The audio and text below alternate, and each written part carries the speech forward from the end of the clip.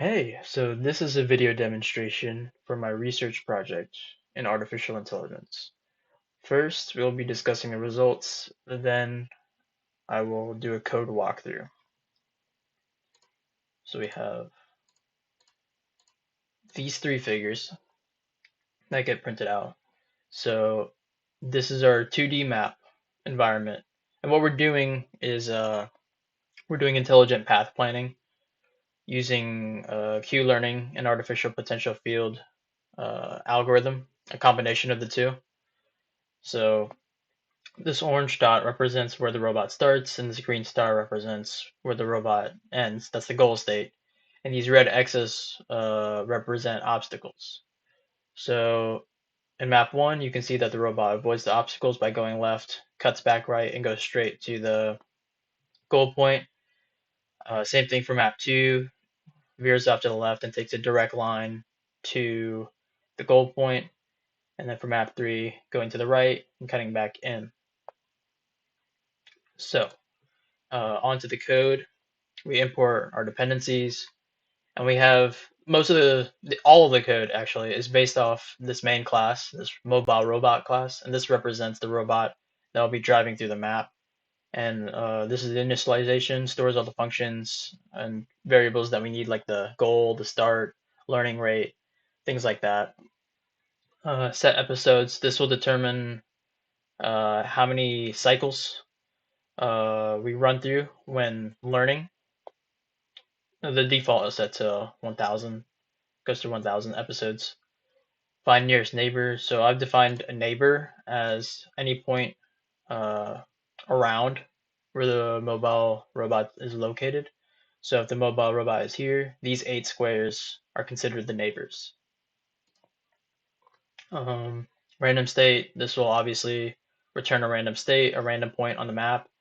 Compute nearest object, this will go through all the objects that are on the map, return the distance to the closest one. So in this case, this obstacle is the closest, so it'll return two units.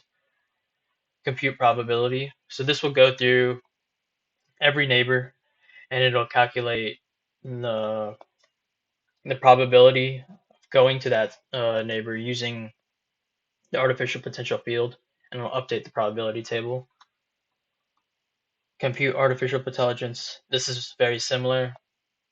It'll go through every neighbor, and it'll calculate the sigmas, which is the probability table, that the probability of that location divided by the sum of all the probabilities.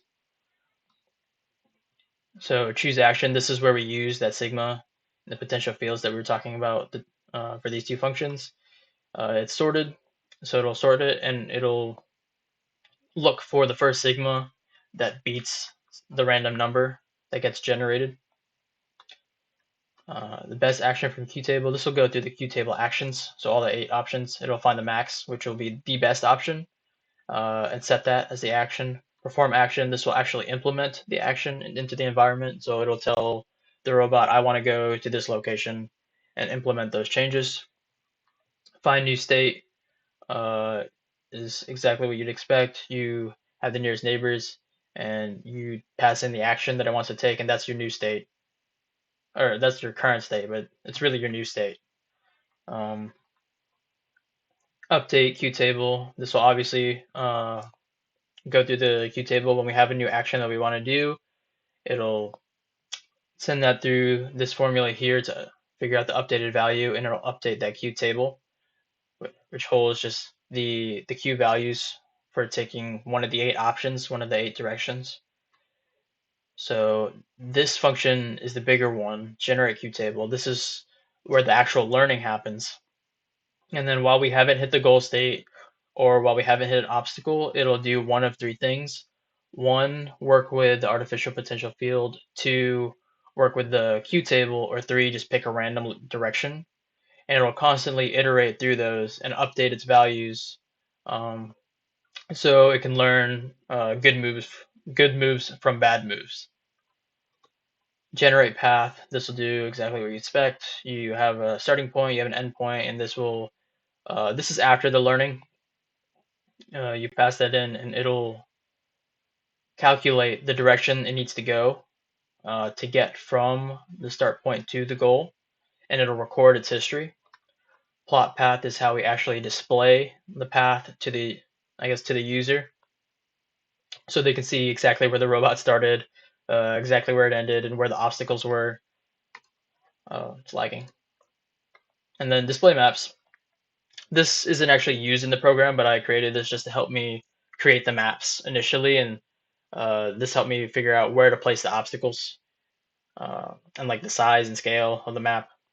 But again, not being used. It's just a helper function, basically. And then this is where the code uh, actually gets ran, code that's run. So this section is for map 1. We start with an empty map. We define the goal and start.